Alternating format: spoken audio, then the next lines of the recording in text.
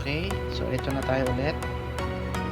Ito ngayon ulit yung ECM nya or ECU na second hand. So pag second hand, alam naman natin kailangan yan ma-reset yung ECM ID para siya ma-pair dito sa ECU. So ito meron tayong function sa Smart FA 2 na tinatawag na set 2, yung read and renew ECM ID via DLC or K-line. So kung nag-update ka or nag-upgrade ka, available sa ito. So pakikita ko siya kung paano gawin. Loading. Please wait a moment.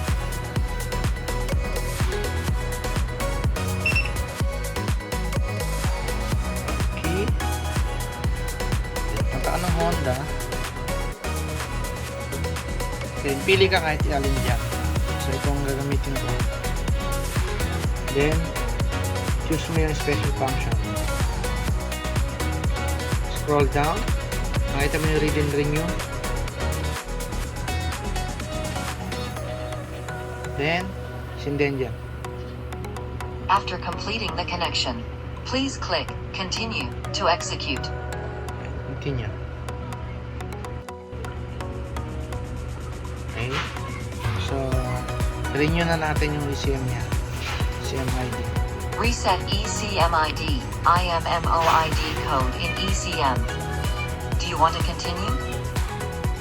Okay, susundan lang natin yung sasabihin ng instruction.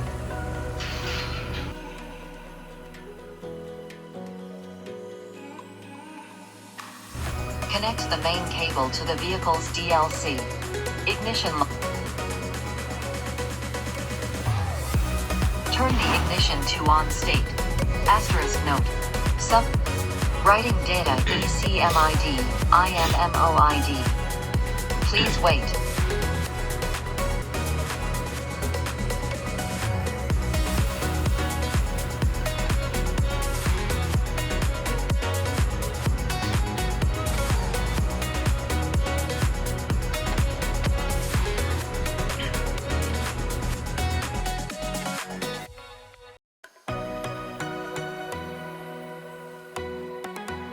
Lock the ignition and the connect the main cable to the vehicle's DLC. Ignition lock is off.